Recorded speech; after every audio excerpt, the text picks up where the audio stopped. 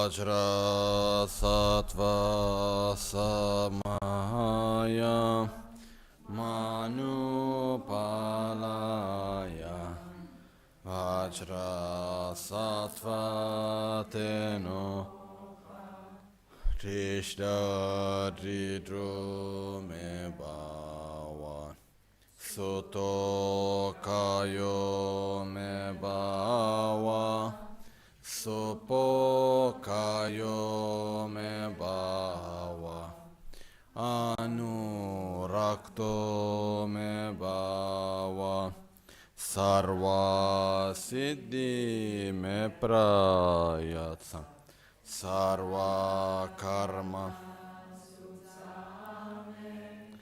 Citam Shriyam Kuruhum Ha ha ha ha ho Bhagava Sarva Tathagata Vajra Mame Munta Vajra Bhava Maha Samaya Sattva Ahum Pe Eho Shuddhe Svoha Yamo Shuddhe Svoha Ram Ho Shuddhe Svoha Lama Shuddhe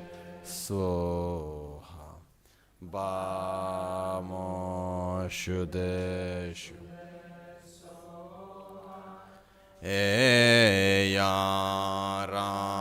Lamba Shuddhe Svoha O Muni Mahamuni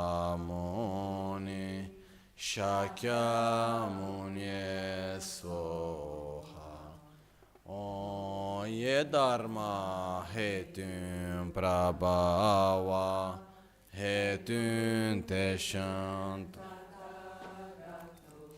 Yavadata Teshan Chayo Niroda Evam Vadi Maha So O Chenam Tamche Gyule Chung Te Gyu Deshin Shekpe Sung Kain Ba Ge Chon Chenpo Teke Sung Ge Chon Chenpo Jingi Lo Ge Chon Chenpo Ngodru Tsu Ge Chon Chenpo Trashi Sho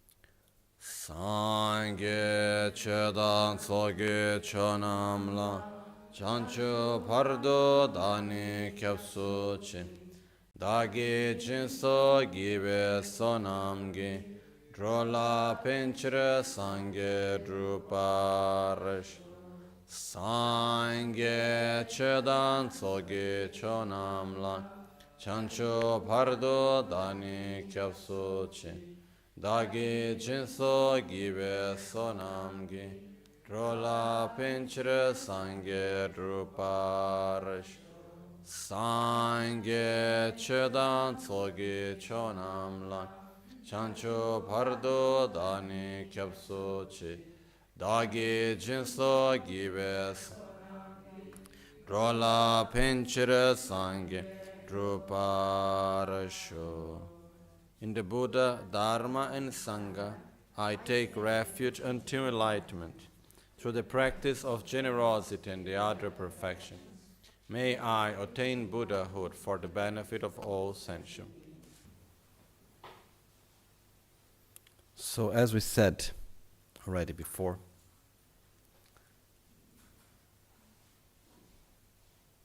the process of following Buddha's teachings is not a matter of gathering more understanding and knowledge. This is something that it's important, it's useful, but it's just one step. One thing is for us to have more knowledge, but to accumulate a great amount of knowledge in one life and not being able to use it is useless.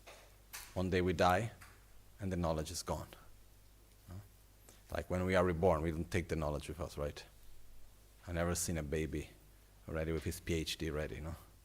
When we are reborn, then we need once again to start everything again, because all the part which is only knowledge, it remains only within the gross level of our mind.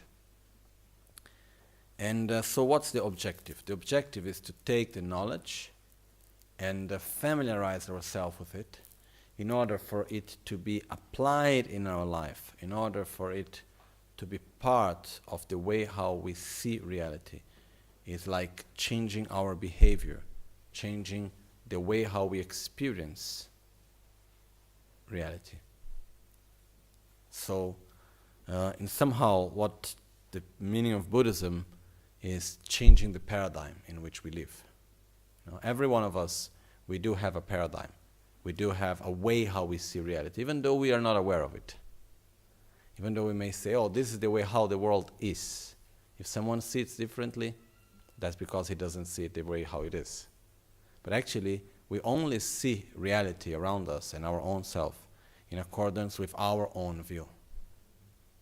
So there are many aspects in which Buddha showed in his teachings the way how we can change the way how we see the world, not because one is right and the other one is wrong.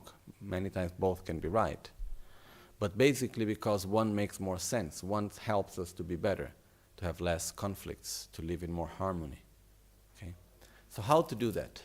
How to take a concept and apply it in our life so that it does not remain only a concept, but we are really able to bring it to every action that we do, to every thought, to every word, to every choice we make.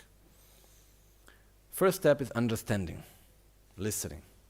Second step is comprehending, having no doubt anymore about it. Third step is meditating. Meditating means familiarizing. We need to self-induce us in that state of consciousness.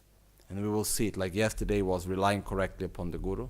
Today we will start with the path of recognizing the preciousness of this life.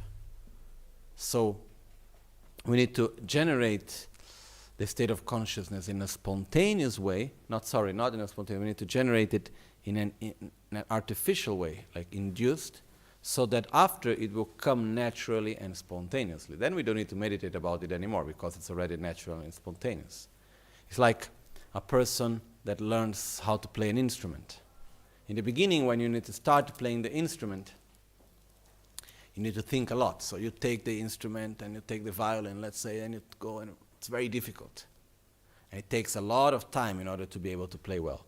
Only the knowledge of how to play the violin would not work. You know, we can have tens of hours of classes of how to play the violin. We can know the whole theory perfectly. Until the day we don't take the actual violin in our hand and we start trying to play it. Even with all the knowledge, it will not come well. We need time, again and again and again and again. We need to familiarize ourselves with that movement, with the whole process of playing the instrument, until one day we can play it naturally, without even thinking about it. Okay? Similar thing is for all the different aspects of the philosophy itself, which means the way how we experience and we see reality. Okay? So we will go through some of these points today as we move on. So this is the importance of meditation. Meditation is not only a way of sitting down and relaxing the mind and bringing the mind to a state of calm and peace. This is wonderful and it's very important. But this is one part of meditation. There is a whole other part of meditation which regards familiarizing ourselves with different concepts, inducing ourselves into positive states of mind so that these states of mind can come each time more and more naturally. For example, the awareness about impermanence is the next point, which I don't know if we see today or tomorrow, is understanding impermanence.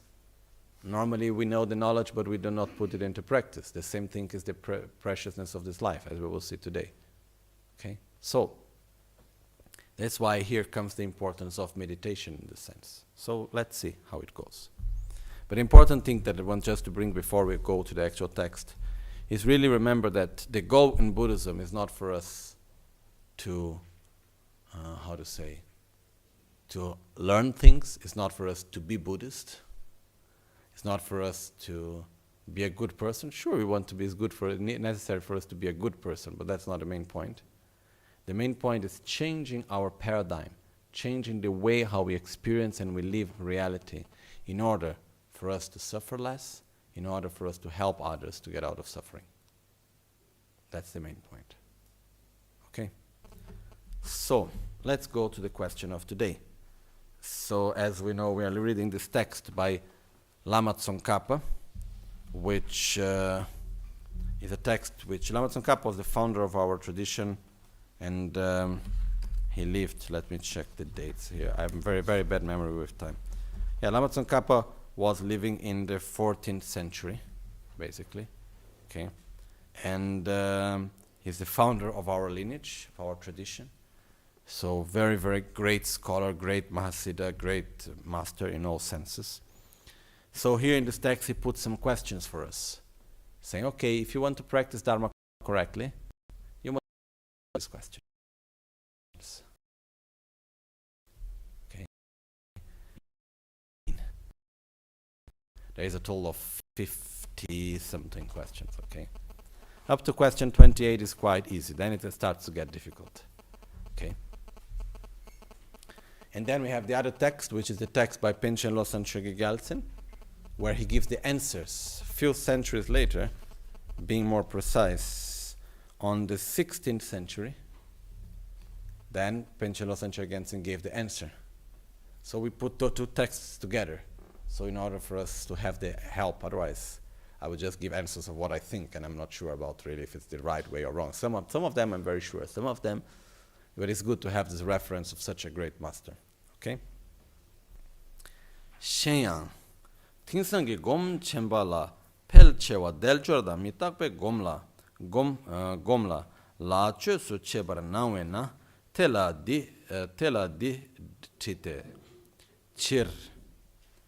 chirgi gejor kang che tamchegi gobani le na tune korwa le galte zobe sange tobar cheba le osa mena dini rang gombe lagche su tumo ma imbe gopa chembo re rang sa na yobe na ni tenye kang Deljur sambe tendila nimbo lendo kewa yin mida gombe chishogok.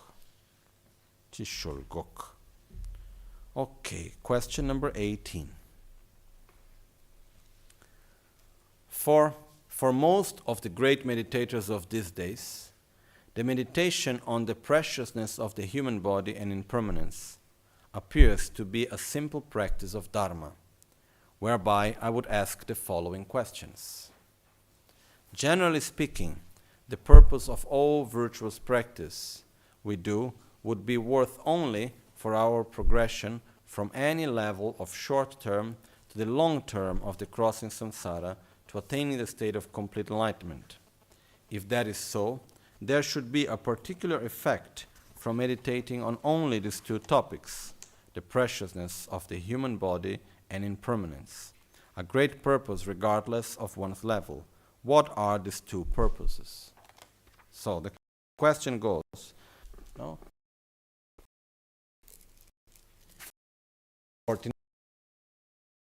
I would say there are many great meditators and they say, oh, it's easy. The preciousness of this life, it's easy. This is just, let's go to the higher meditations. These things are easy. But even though you put these things as saying that they are actually easy, generally speaking, they have a very specific purpose. If they are easy, then you answer me, what is the purpose of meditating on the preciousness of this life? And what is the purpose of meditating on impermanence, independently of your own level of meditation? Why? Why we need to familiarize our mind with the preciousness of this life? Why we need to familiarize our life with impermanence? What's the meaning of it? Okay? So we'll just go to the answer, then we will go more deeply into the question. The answer goes, by contemplating leisure and endowments, the wish to take the essence from this supporting body is produced. By meditating on impermanence, postponing our practice is stopped. So, by contemplating leisure and endowments, dalwadan, dhelwadan, jorwa. What are the leisure and endowments is the next question actually, okay? But basically is to have time and to have good conditions for the spiritual practice, to have a good rebirth. So by contemplating our own good rebirth, our own good conditions, the wish to take the essence of this life, it's born. Which means in the moment that I could see, wow, I have such special opportunity in this life, such special conditions, naturally comes the mind that say, I cannot lose this precious opportunity. And by meditating on impermanence, oh, I have such an important opportunity, but it would not last. What this makes, it makes me the intention to use every moment. It will give me the strength to use every moment in the best way. So I will stop postponing my practice. Okay, one day I will stop to meditate, not now because now I am busy. I need to do this, I need to do that, so I cannot sit to meditate, I cannot do here, I cannot do there. Okay? So this is the main two reasons why we need to meditate on the preciousness of this life and on impermanence. The main reason is meditating on the preciousness of this life, the rarity and the preciousness of this life. It's to help us to have the determination to make this life meaningful, to use this life in the best possibility. And the next part, which is meditating on impermanence, which means I will die much sooner than later. Which means even if I have a very long life, life goes by quite fast. So, better I do something useful with it right now, because I don't know how much time I have. We'll go through these 2 points. So, this is 2 points which are very important in our practice, okay? The determination to make our life meaningful and to make every moment right away, not to wait one day, who knows when I'm going to do something, okay?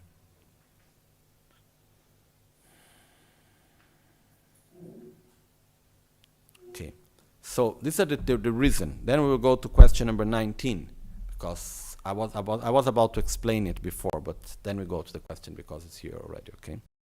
We go to the next question. Teljur gomna thaluk tang jorluk te khan yin.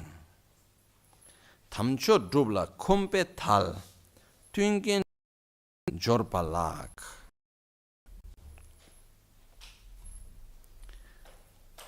If they really meditated on the precious human body, how is it attributed with leisure and how is it endowed? Okay. If they really meditated, if you meditate on the precious human body, human rebirth, how is it attributed with leisure and how is it endowed? What means to have leisure? What means to have endowments? What is the meaning of such meditation? And here Panchen Rinpoche answers. The human body is attributed with leisure due to having time to practice Dharma. It has endowments due to having the 10 favorable conditions. This life is said to be precious and rare. Okay? Something that is rare is not necessarily precious. Okay? I can have a very rare sickness and it's not something that is precious at all. But first of all, let's see what is rare.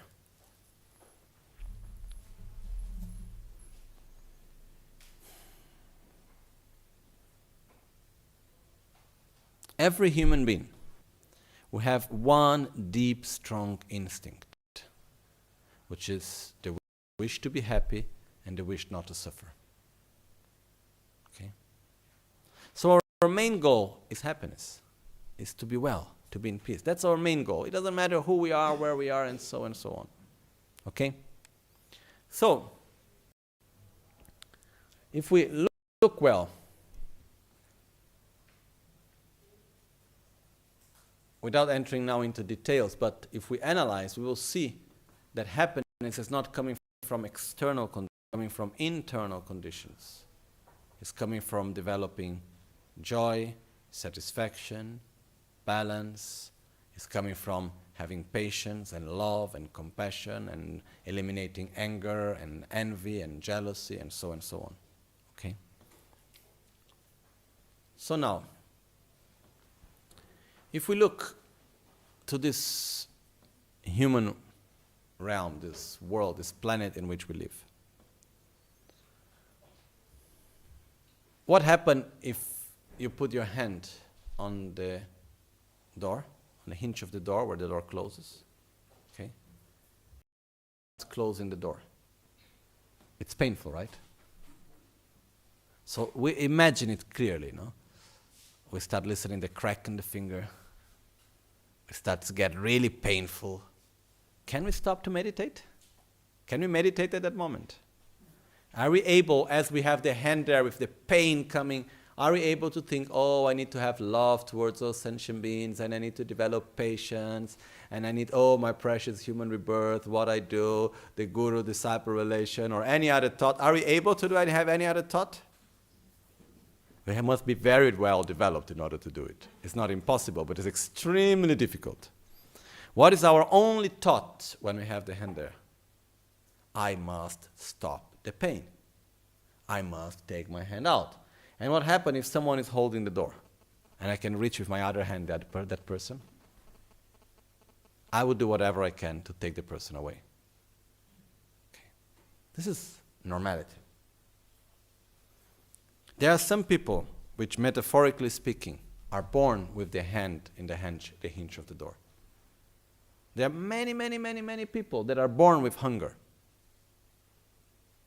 What happens if we are very hungry? Are we able to meditate? It's very difficult. Are we able to think about anything else when the physical suffering is strong? Not much. So, in this planet it's said to be more than 2.5 billion people. We are 7 billion around, right? Around 2.5 billion people said to be below the line of poverty, which means not having enough food to eat. So, a person that is born with hunger, that lives with hunger, that dies with hunger, you never get used to hunger. It gets worse and worse and worse. So it means no space in the mind for anything else. And it's not 1, 2 people like this. There are way too many.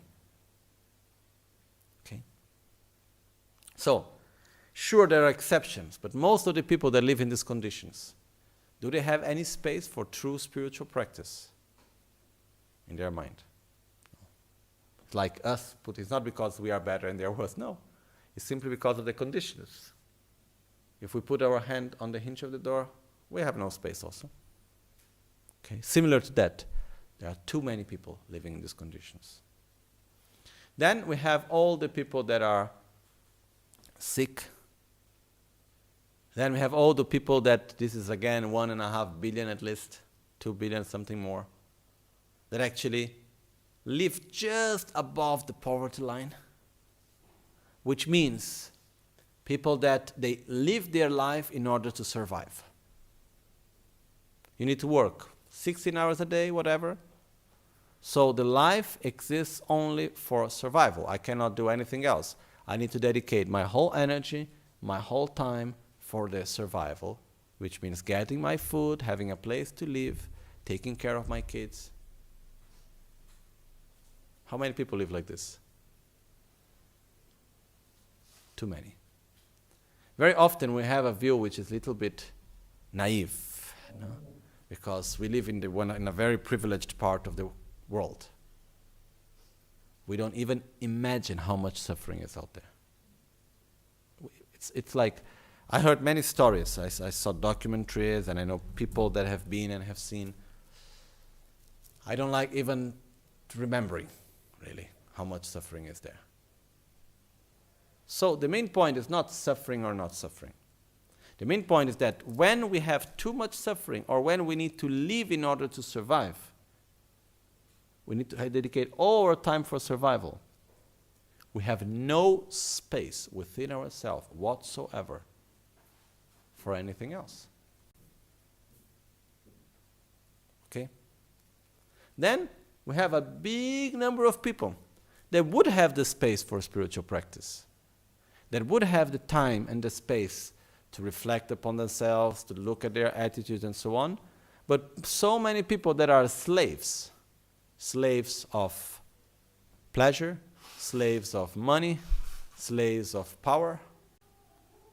How many people live for the money, live for the pleasures, live for the position?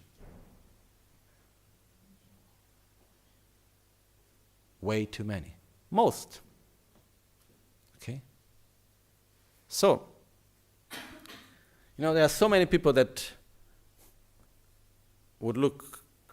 One time there was a monk in the monastery, and then he came to me. He was not one of the best examples of monks in the monastery, okay? So he just came to me one day and he looked to me and he said, Lama, what are you doing here? He meant the monastery. And I said, why? He said, you are rich, you are intelligent, and you are beautiful. Why are you in the monastery? And I simply didn't answer. Because if he couldn't get, he was already there for so many years. If he didn't know it yet, it meant I would not be able to explain to him at that moment. Okay? So, the point is that there are so many people, so many, that live their lives for what? For material things. People become slaves of the things that they own, which means the more I have, the more I need. The more I have, the more needs I make to myself. And it's never enough. The more power I have, the more power I need. The more influence I have, the more influence I need. The more recognition I have, the more recognition I need. For example, I know many people working with people in the media and artists and people in the movies and so on. One of the greatest sufferings of many artists, not all, but many, musicians and people that are always in the media, is when they stop appearing in the media. When they start to fade little bit, their moment of fame. They suffer so much, for example, when they go out and no one recognizes them. Okay, so much suffering. Not all, but many happens like this. They go to a big crisis of identity. It's quite complex, the whole thing, okay? The point is that the more recognition I have, the more I need, the more I want. The more power I have, the more power I need. We can look. It happened in history a few times that people that later became terrible dictators in the beginning were not that bad. Then what happened? Because of power, not being able to acknowledge one's own mistakes, because I don't want to lose power. It's like this.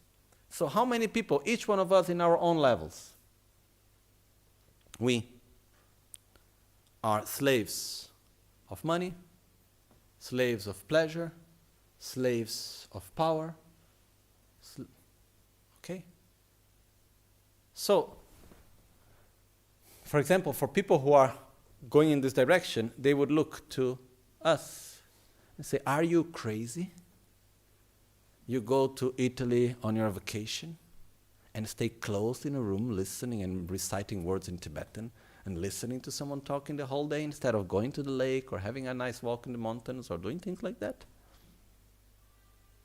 The same way that some people look to me and they said, are you crazy that you went to live in such a simple place and you do this life that you do instead of actually, carrying on the factory of your grandfather or whatever? The point is that there are many people that are slaves in this sense. Okay? And we are It depends. Maybe we are also a little bit slaves in this sense, but maybe our chain is a little bit longer. Okay? So we need to look at that. But not so much, because in the moment that we open ourselves, the point is to see how much space I have within myself for sincere spiritual practice. It's not obvious.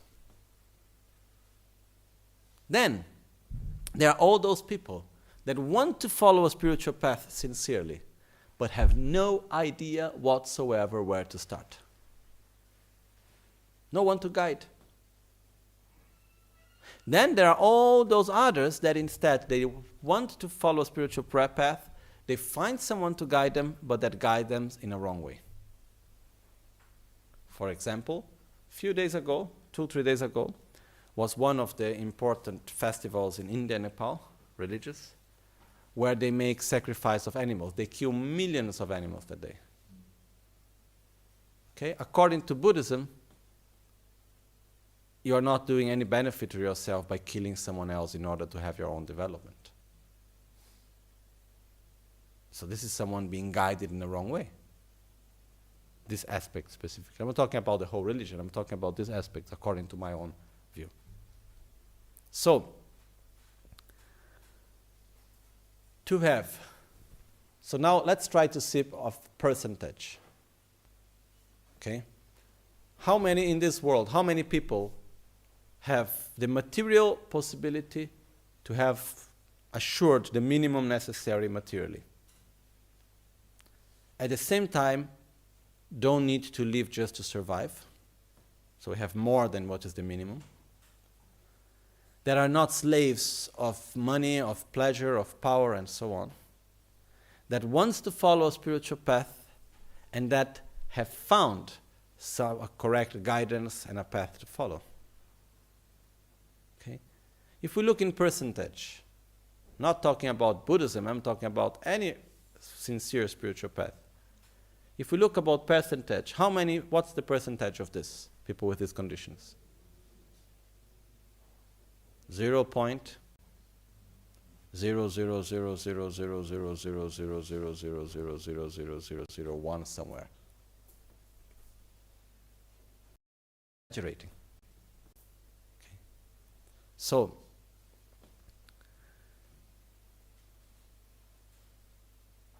that's why we say it's rare. Okay? It's not just some philosophical idea, all this life we have is rare. No. It's because the point is that when we are born, we get used with our life. We get used with things so quickly. So we take for granted everything we have. But if we start really looking around, opening our eyes to see reality around us, we will see clearly that the conditions we have are not at all obvious. Not at all. Let's take, for instance, inside the context of Buddhism. Okay? Italy. I go often to the Italian Buddhist Union meetings. There are many centers in Italy. I have my full respect for them. Okay? Then you check how many masters are present in Italy. My all respect to all of them, but how many are there that actually have the experience and, let's say, minimum have the charisma such as Lama Ganchen? For example, there was Geshe Champa Gyatso, great master. Okay? There is still, but he's still very sick now, not teaching anymore, Namke Norbo. But not so many. Okay? With all my due respect to all the Western teachers, but there is quite a big difference between those that come from the old school and those that come from the new school, let's call it like this. So finally, how many are Dalai Lama Ganchen in Italy? No one. What I want to say is that the conditions we have are extremely, extremely rare from our side. The simple fact that we have the opportunity to have the inner space to listen, and we have the intention to listen and to meditate and to reflect and to act in relation to our own behavior to the world, to look at our mind, to try to change our behavior in a way that's with awareness, that's already quite special. And even sometimes, that's why it happens that when people start really practicing the Dharma sincerely, after some time they feel that they are somehow going against the current. And you look around yourself in society and the friends and everything before you don't fit anymore. That's normal. Luckily we don't fit. Sometimes. Because I would not like fitting in a life that is meaningless.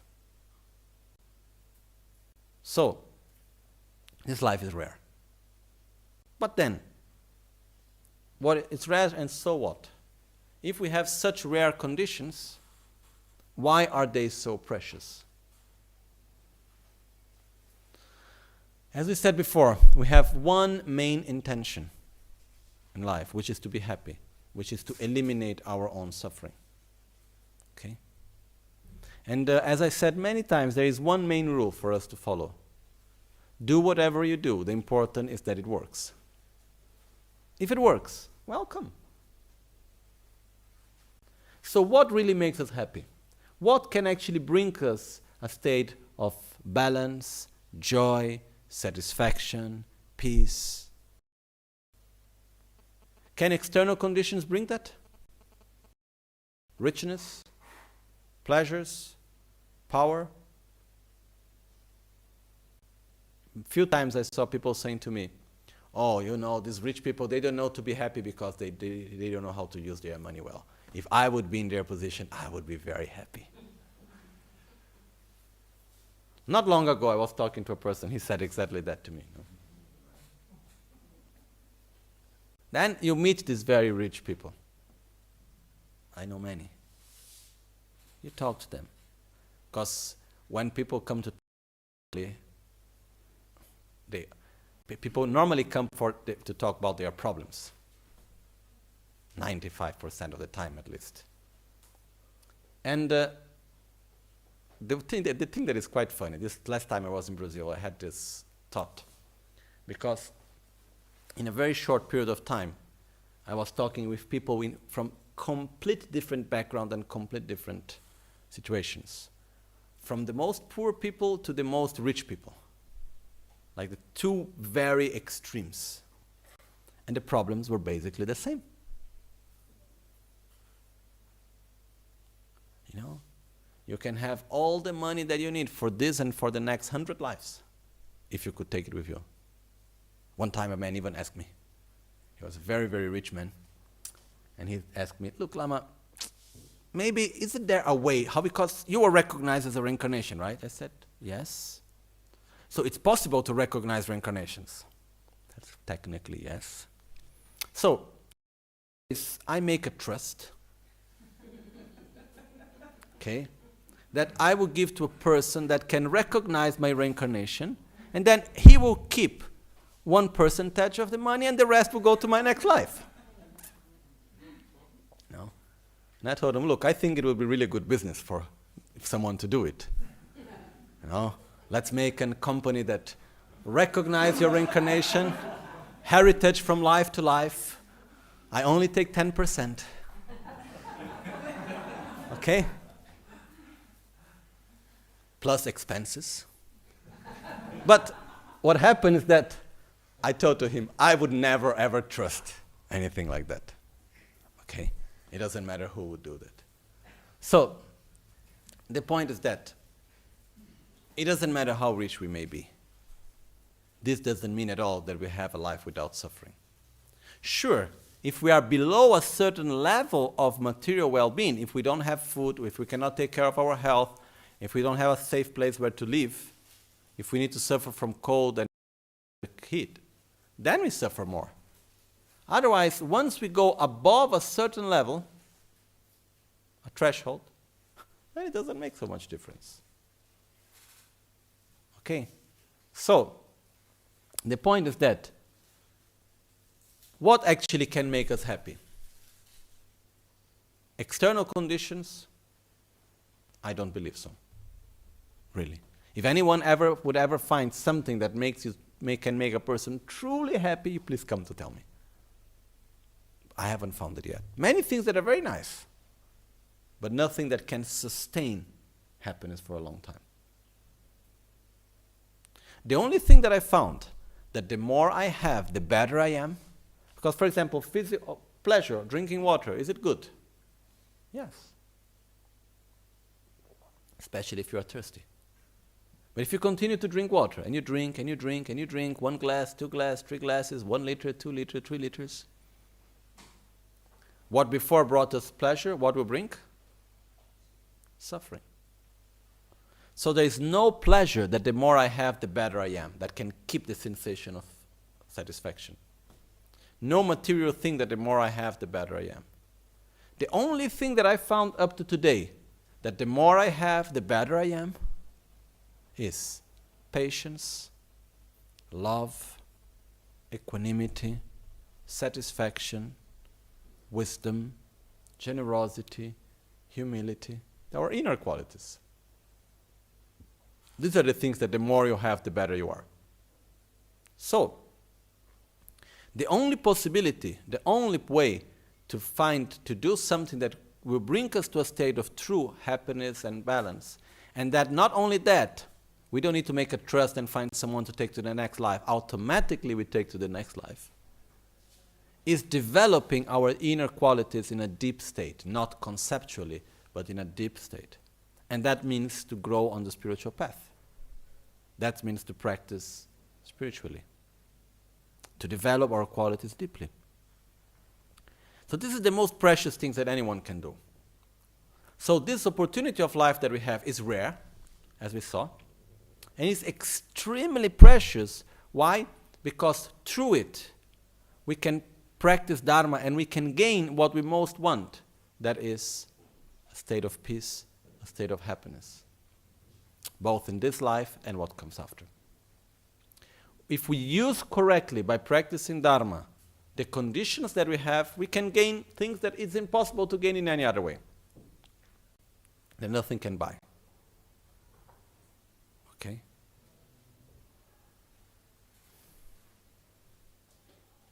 So, this is when we say that this life is rare and precious. I think it's quite clear, no?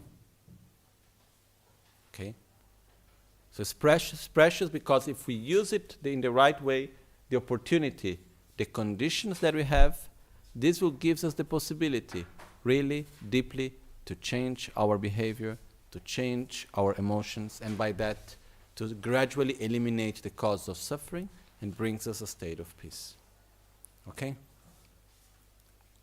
So, this is when we say that in this life we have many freedoms. Freedom means we are free from hunger, we are free from all the conditions, which means we have time, we have space to practice Dharma. And we have endowments. Endowments means richness. We have the endowments, which means the ability, we have the 5 senses that function well. We live in a time that Buddha has come, that we can receive teachings. We have someone to guide us correctly. We have the wish to practice. So all these parts of the qualities that what we have, it's called the endowments. Okay? So in very few words, in this life that we have, if we stop just to reflect sincerely about how rare and how precious, and the good things that we have, not only what we are free from, the good things that we do have, it is like there is no reason why we need to complain about anything. But naturally we will develop a strong intention to say, I must make a good use of what I have. It's so rare. And it's so special. It's so special because through this, I can have the best life that anyone could expect materially in this world. To use it correctly, it's just going to go waste. We have wonderful conditions in this life. But if we simply end up surviving in our life, My teachers used to say, if we live our life just as a cow does, what the cow is doing? Avoiding suffering and trying to get pleasure. No? If you see the cow eating the grass, and then where the grass is dry is green, where is the cow going to eat? The green grass. What does that mean? The cow prefers pleasure. Tries to be more happy, tries to get more pleasure. If there is a very strong sun and a place where there is shadow, where is the cow going? To the shadow. What does that mean? The cow avoids suffering. So, there was a cow, and when my teacher was saying this, he was pointing me the cow. And he was saying, if we in our only live to avoid suffering and to gain pleasure, what difference is there between us and a cow? Simply, we are more elaborated, more sophisticated in the ways how to get pleasure and how to eliminate suffering. So, we can have the best opportunity in this life. If we don't use it, it's useless. It's like, what's the point of having something? It's like, what's the point of having a lot of food and not eating even though I am hungry? No point. We have wonderful, like if most of the people are hungry, we are also hungry, but we have a lot of food and we don't eat.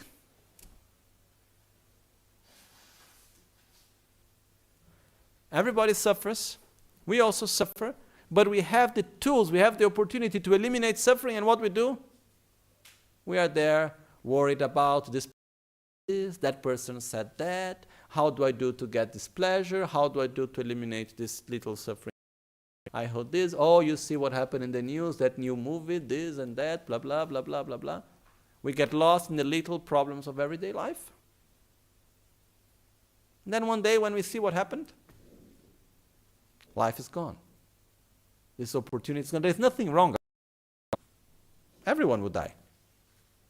The great problem is losing an opportunity, letting go of this precious opportunity that we have. Because are we sure then when we die that we are going to be reborn with all the conditions that we have today? Not at all. I know many of us have a very naive vision, Okay, when I die, everything will be perfect and nice. I personally don't believe in that.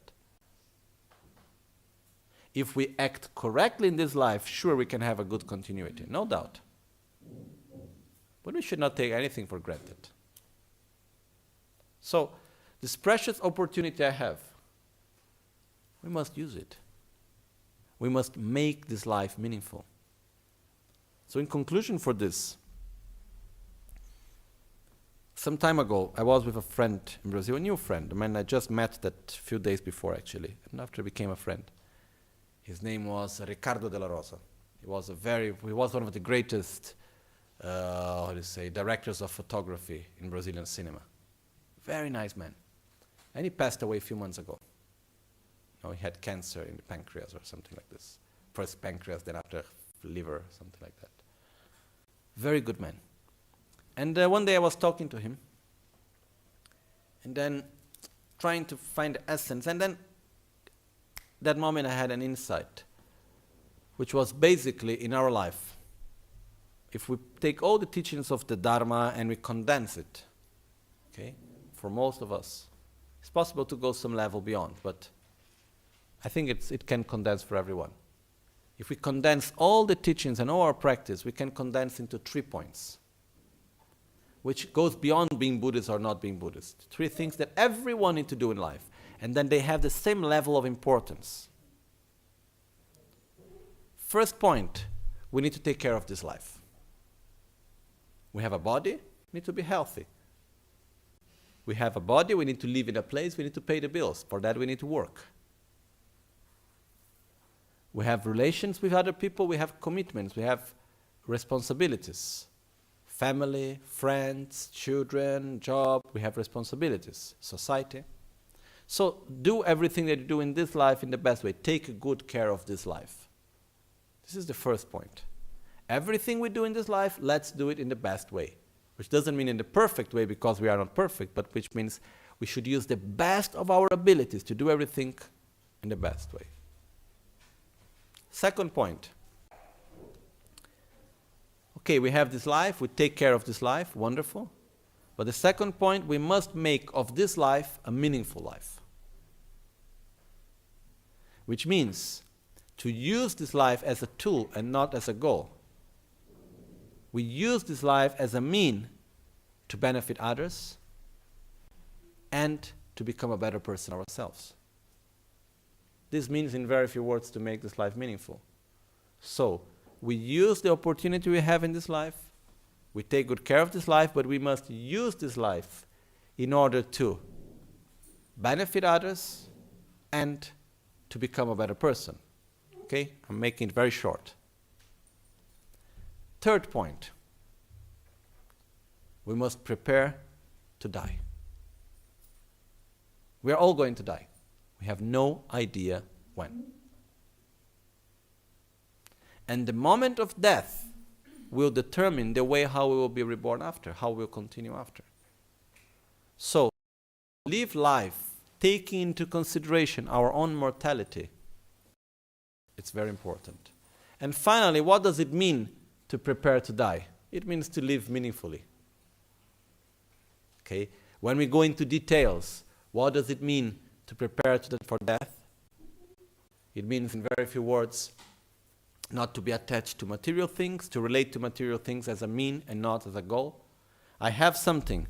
Wonderful. What's the function of it? Okay, I need to use it for drinking water. Perfectly.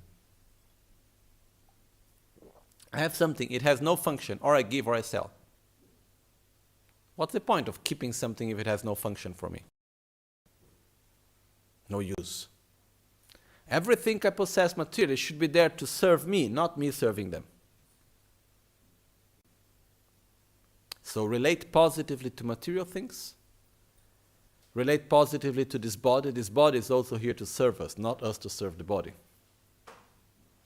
So to develop an identity that goes beyond this body. To recognize our mental defilements as something that we need to abandon. To have a purpose in our life, a positive objective that goes beyond this life. And to familiarize ourselves with positive thoughts and emotions. Okay, I'm making it very brief. This is how to prepare for death. Which means making this life meaningful. So if we take these 3 points,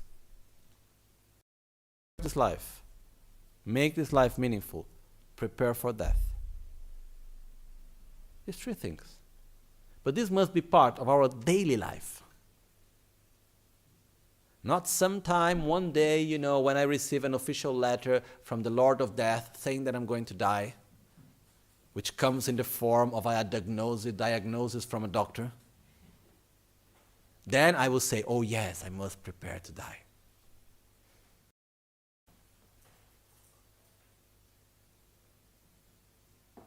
Today.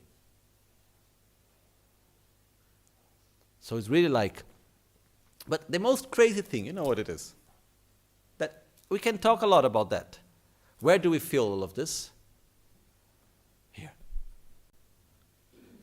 Oh yes, I'm going to die, this life is precious, and so on. Then we go out from our gompa, and then we go back to normal. Okay, life is meaningless, I don't care about it, I just want my pleasures. Okay. Am I going to die? Yes, conceptually, yes.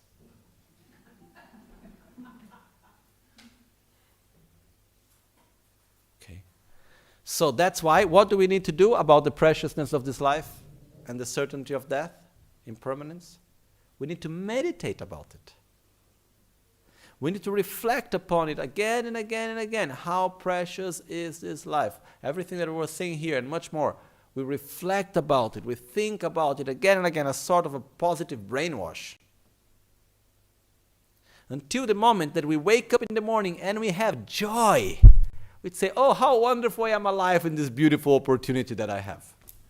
Let's make this life meaningful. If not for the whole life, at least today, I will make the day of today a positive day. I will make the day of today a meaningful day. Because this life is too beautiful just to let it go like this. This opportunity is too special to get lost in little stupid things. That's when we feel it. And in order to do that, we need to familiarize ourselves. We need to repeat it again and again and again and again and again and again. Sit down, reflect upon it. Then we go to the next step, which is the next question, which is about impermanence, the certainty of death. Which means when we realize it, it's something that comes from the body, we can feel it, like the adrenaline. You know, when we are in the car and we almost go to and almost have an accident, that comes this adrenaline. We should feel at least something like this when we think about death. But it's crazy because we say, oh yes, I am going to die. We can talk for hours about it. Yes, it's just ideas. We need to take it down. We need to feel it. I am mortal. This body, sooner than later, will finish. I am already in the process of death from the moment I was born. Every instant that passes, I'm getting more and more near to my own death. That's the same for everyone. I must not lose this precious opportunity I have, because I have no idea when it's going to happen again. We really don't have. And this is one of the first steps on our spiritual path. To rejoice, to have this deep happiness of this opportunity we have, and not to fear death, but to fear making this life meaningless. To fear in the sense of saying, I must do something to make my life meaningful. How? Helping others and developing one's own qualities. That's what we need to do to make this life meaningful. Okay. So this is question number 19. So just remember, please, how precious is this life, this opportunity that we have, and not to let it go waste. Because what looks for me sometimes that, yes, we know that this life is so precious, but we get blocked in little problems. It's like if we are not able to have the more broad view, the wide view of all the conditions that we have, and we get stuck in some little things. It's like if I have a plate of food, which I have a food, it's even healthy, and I am complaining because the taste is not as good as I wanted, and it's not exactly what I expected. So finally there I am complaining about it instead of rejoicing that I have food. Rejoicing that I have a healthy food. We take things for granted too easily. So the process here is reflect again and again and again in order not to take for granted the good things that we have.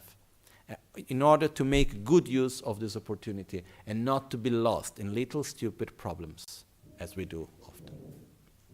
Okay? So we stop here for today, and then tomorrow we'll go to the next questions, which refers more specifically to impermanence. Gyaltsen Lama kotse raptenchi namkar tile chochur gepadang Losang temreme sasumgi drove sel tatu ne gyurchi nimo dele tsendele Nintsen takto delek pe koncho sumke jinge sumge ngodro utso koncho sumge trashisho. At dawn or dusk, at night or midday, may the three jewels grant us their blessings. May they help us to achieve all realizations and sprinkle the path of our lives with various signs of auspiciousness. Oma hun temba lame sangye Rinpoche, kyoba lame tamchu Rinpa lame gendu Rinpoche, kyamne kuncho sumla chepa bu lojo sambo pagyu trashi pa tuche tempe trinle yarngoda pege drolo zambe zebrache pande lame shela chepa bu Oma ahum, Oma ahum, Oma ahum.